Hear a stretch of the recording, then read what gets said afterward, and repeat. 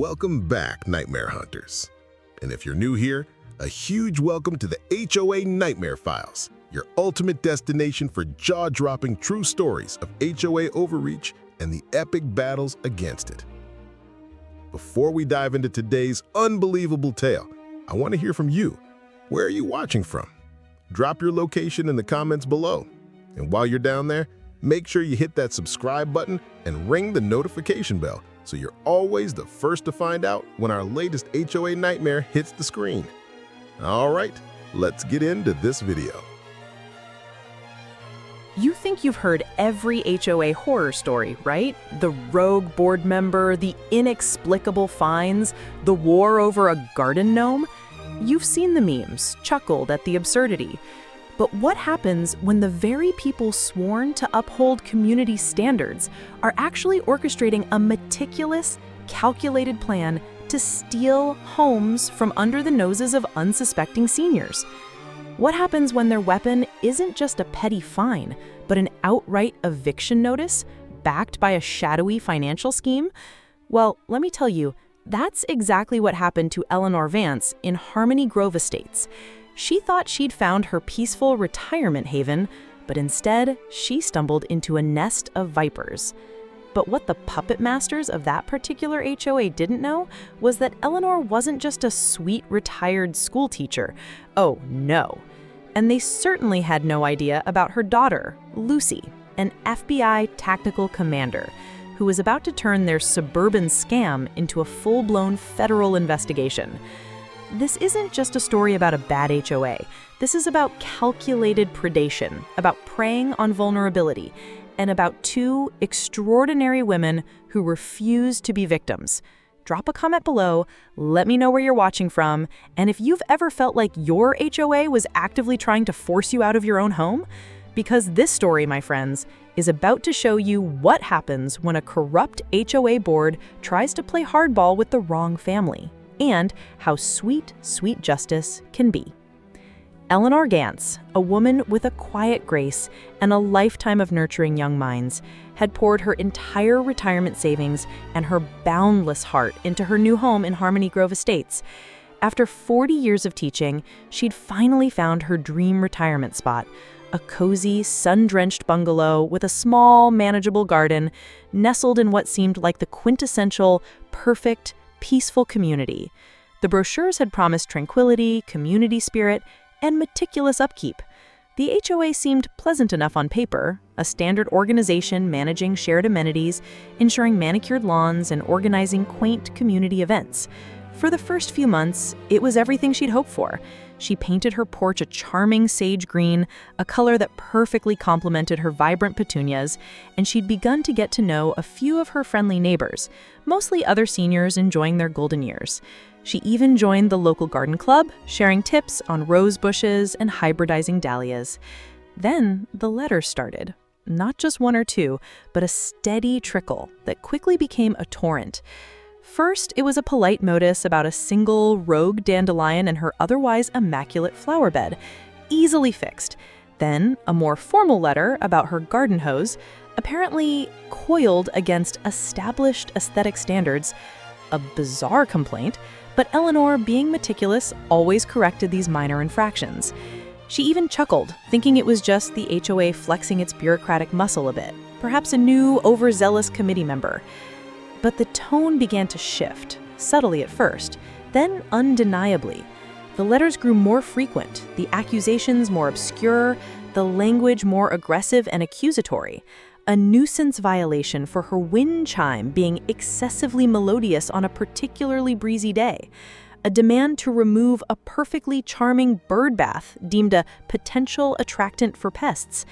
Then the truly absurd, a structural integrity concern about a perfectly sound fence post at the back of her property, even though it had been there for decades, passed every inspection, and was fully compliant with building codes. Each letter came with an escalating fine, initially small, then rapidly ballooning into hundreds of dollars. Eleanor spent hours trying to contact the HOA office, only to be met with automated systems or curt, dismissive responses. And then, one chilling Tuesday morning, it arrived. A thick, official-looking envelope registered mail with the imposing Harmony Grove Estates HOA logo emblazoned on it. Eleanor opened it with trembling hands, her heart sinking with each professionally worded, yet utterly baseless line she read. It wasn't another fine. It wasn't a warning. It was an eviction notice, 60 days, citing repeated, unaddressed, and severe violations of community bylaws, posing a clear and present danger to property values and safety. Danger? Safety? Her peaceful bungalow. It was utterly absurd, completely fabricated, designed solely to intimidate. The underlying message was clear, brutal, and terrifying. They were trying to force her out. The notice was signed by Beatrice Maxwell, the HOA president, a woman whose smile was plastered on, a cheap veneer over a house of cards. Bea Maxwell, a self-appointed queen of Harmony Grove, was known for her perfectly sculpted eyebrows, like tiny, angry caterpillars planning world domination. She had recently risen to power on a platform of community beautification and strict adherence to standards. What most residents didn't realize, what was becoming terrifyingly clear to Eleanor, was that Bea's standards often seemed to specifically target older residents, longtime homeowners, or those who had owned their homes for decades and paid off their mortgages. Eleanor tried desperately to call the HOA office again, but her calls went straight to an unmonitored voicemail. She emailed, but received no reply. Her few friendly neighbors, when she tentatively mentioned the notice, looked away uncomfortably, mumbled about Bea's new rules, or hurried off with flimsy excuses. It was clear she was isolated, targeted, and utterly terrified. The fear wasn't just for her home, it was for her sense of security, her future. She'd put everything into this house. Where would she go? Just as despair began to settle in, thick and suffocating, a lifeline arrived. Her daughter, Lucy, flew in for an unannounced visit, a rare break in her demanding schedule. Lucy Vance, a woman who carried herself with a quiet intensity, a natural observer whose gaze seemed to absorb every detail. Lucy, who had told her mother she was a government consultant, but in reality was an FBI tactical commander, accustomed to dissecting complex threats, identifying weaknesses in formidable structures, and planning decisive, high-stakes interventions. She knew how to read a room, how to spot a lie, and how to turn the tables on an adversary. Lucy walked into her mother's normally vibrant home to find Eleanor distraught, her shoulders slumped, clutching the eviction notice like a death sentence. The vibrant petunias outside seemed to mock the desolation within. "Mom, what is this?" Lucy's voice was calm, but her eyes, trained to spot anomalies and patterns, immediately narrowed as she read the ridiculous claims within the eviction notice. The vague language, the lack of specific, actionable evidence, the impossible time frame, the sheer audacity of it all. This wasn't just petty bureaucracy. This was a predatory attack. Eleanor, her voice hoarse with emotion, recounted the escalating harassment, the bizarre accusations, the constant pressure. "They want me out, Lucy. I don't know why. I've followed every single rule. I fixed everything they've asked. I don't understand." Tears welled in her eyes. "My home. They're taking my home." Lucy listened intently, her mind already racing, piecing together the fragmented narrative. She observed the meticulously kept garden, the freshly painted porch, the overall immaculate condition of the property. Nothing here suggested a blight or a danger. "Mom," Lucy said, her tone softening, but with an underlying steel, "this isn't about your wind chimes or your garden hose. This is something else entirely. This is a deliberate campaign." And then Eleanor, a quiet force herself, whose past had been deliberately understated, revealed her own hidden depths. "Lucy, before I became a teacher, before I raised you, I spent 20 years as a lawyer.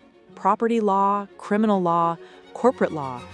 I specialized in real estate disputes, complex corporate fraud cases. I've seen some shady dealings, some outright criminal conspiracies, but this feels different, more brazen, more personal.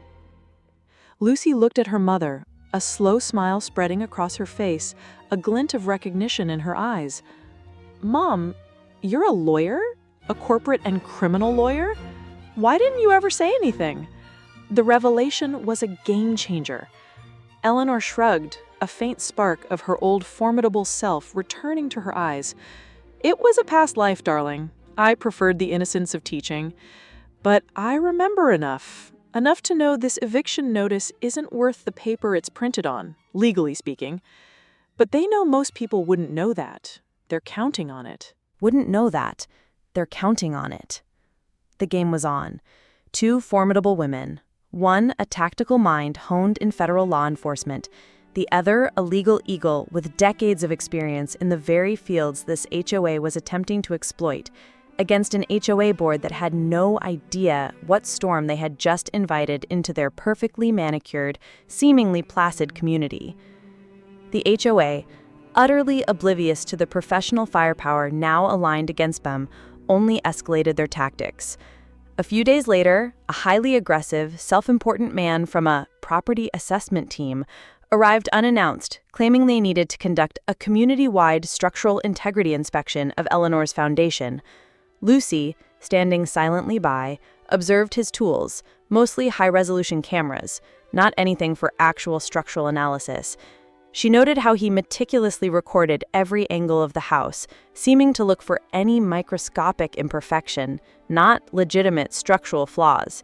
His demeanor was that of a petty bureaucrat, given a sliver of power, but his focus was too precise. Lucy recognized the pattern, gathering evidence to justify their false claims.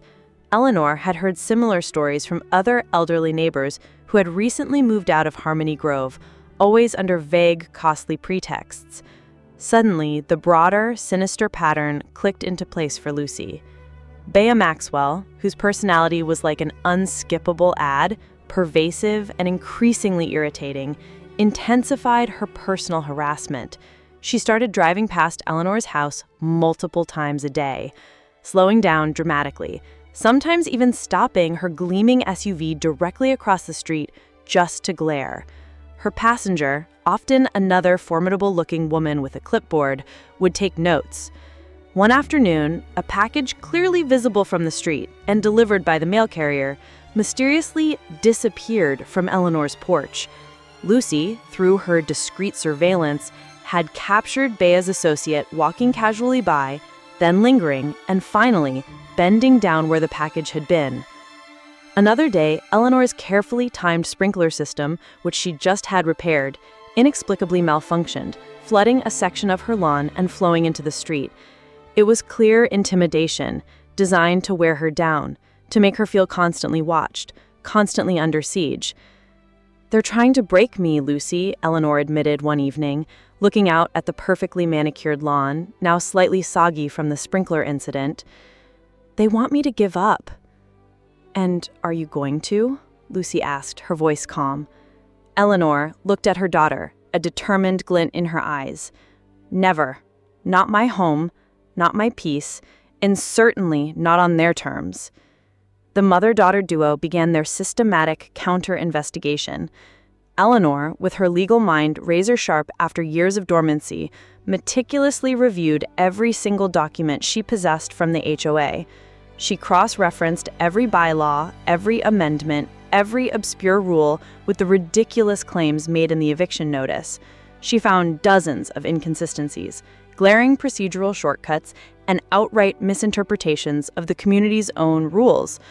"Look here, Lucy," she pointed to a specific clause in the HOA's master declaration.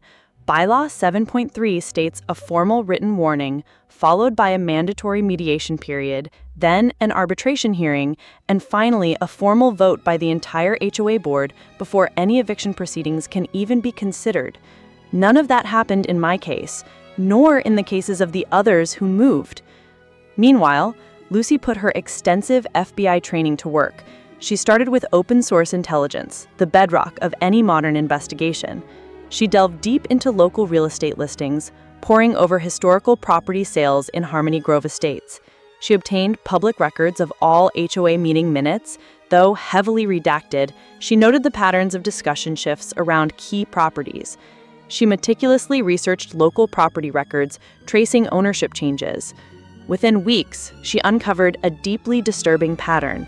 No less than 6 homes belonging to elderly residents had been sold in Harmony Grove Estates over the past 18 months, always well below market value, and always to an anonymous shell corporation.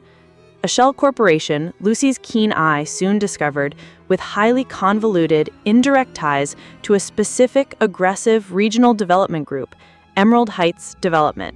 This group, Lucy further found, coincidentally had a standing, highly lucrative offer to buy a large parcel of undeveloped land bordering Harmony Grove, land that the current HOA board had recently and quietly rezoned for future community expansion during an emergency, unpublicized meeting.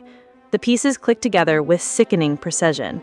The HOA wasn't just being putty, they were actively trying to depopulate certain strategically located areas of the community, driving down property values through a campaign of targeted harassment and illegitimate evictions.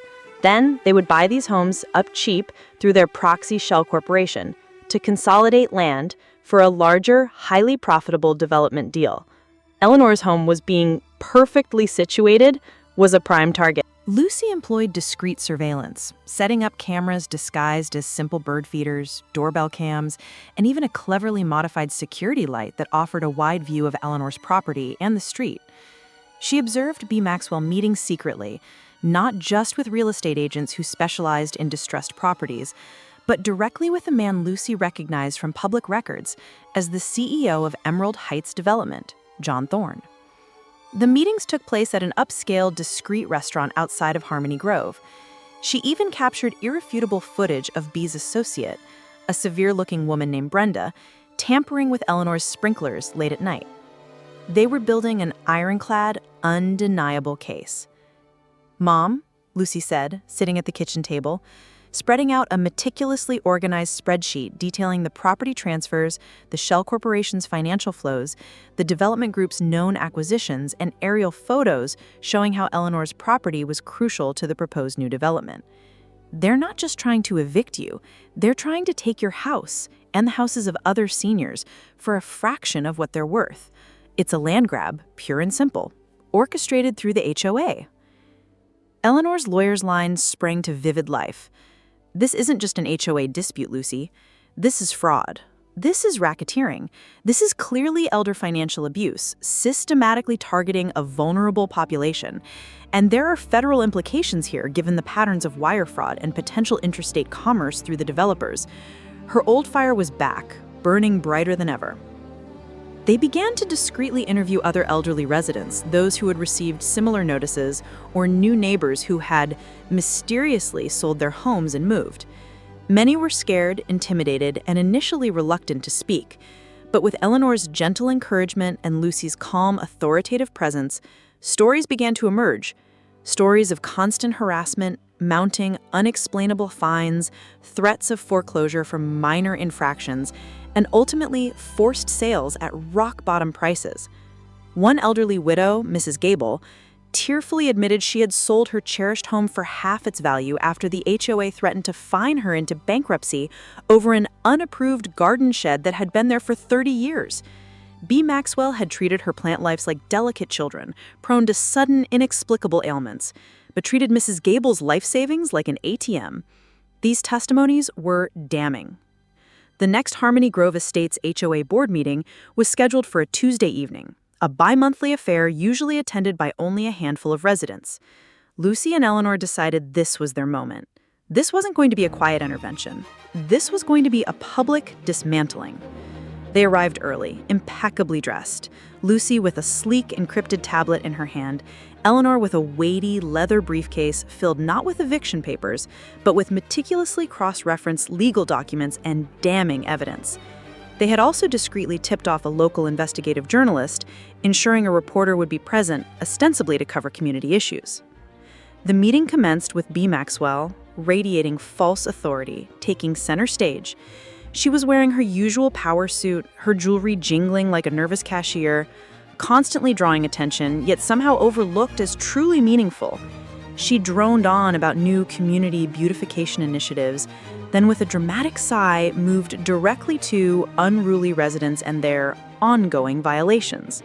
She began to read from a prepared list, Eleanor's name prominently at the very top. Eleanor Vance's property continues to be a persistent blight on our community. Despite numerous warnings and attempts at amicable resolution, her blatant disregard for our bylaws has forced the board to take drastic measures. The eviction process, as you know, is well underway. She paused for dramatic effect, clearly expecting a submissive silence. A murmur went through the room. Some residents looked uncomfortable. Others nodded, clearly swayed by B's carefully constructed narrative. A few elderly faces looked down, remembering their own quiet capitulations. "Excuse me, Miss Maxwell." Eleanor's voice cut through the air, calm but firm, resonating with a lifetime of command from the front of a classroom. Every eye in the room, including the startled ones of the board members, turned to her. "I believe there's been a grave misunderstanding. And more than that, a number of rather significant legal, ethical, and frankly criminal breaches." B's face, normally so composed, twitched, a flicker of genuine annoyance crossing her features. Her perfectly sculpted eyebrows seemed to flatten with shock. "A federal agent? This is preposterous. This is an outrage," she stammered, her voice suddenly high-pitched and thin. Is it? Lucy's voice was calm, yet it carried the weight of irrefutable authority.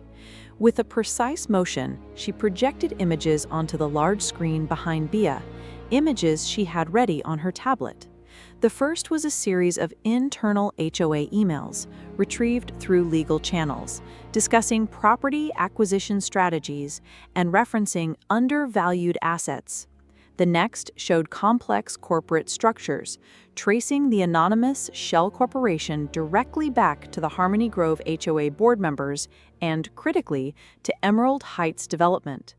Then came aerial photos, strikingly clear, showing how Eleanor's property and those of other problem seniors were geographically crucial to the proposed massive new development. Finally, the room gasped as Lucy played a crystal-clear video clip. Bea's associate, Brenda, under the cloak of night, deliberately tampering with Eleanor's sprinkler system. "We have overwhelming evidence," Lucy continued, her gaze firm, sweeping across the stunned faces of the board members and the now outraged residents. "Evidence of targeted harassment, fraudulent eviction attempts, and a clear, undeniable pattern of conspiracy to defraud senior residents of their homes for personal and corporate gain. This isn't just about violations, Miss Maxwell.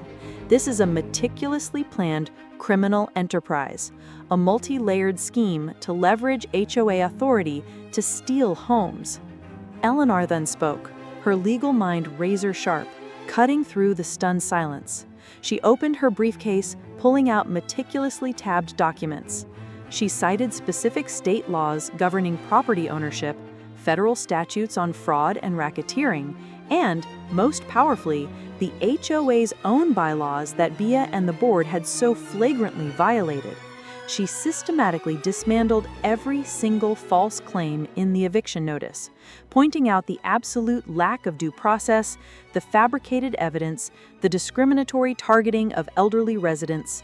"This board," Eleanor stated, her voice resonating with an undeniable authority, the voice of a seasoned litigator, "has acted far outside its legal purview, abusing its power, committing acts that fall squarely under fraud, racketeering, and elder financial abuse. And we have ample, undeniable evidence to prove every single charge, including the sworn testimonies of Mrs. Dable and other former residents." Bea Maxwell tried to interrupt, to deny, to deflect, her face a mask of furious denial. But her words caught in her throat.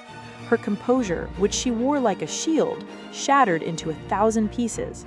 The other board members, pale and visibly shaken, started whispering frantically amongst themselves, glancing at each other, then at the exits.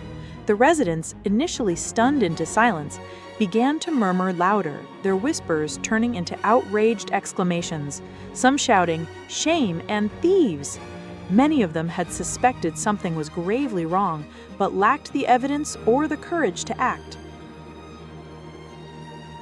"We have overwhelming evidence," Lucy concluded, her gaze firm and unwavering as she looked directly at Beatrice Maxwell.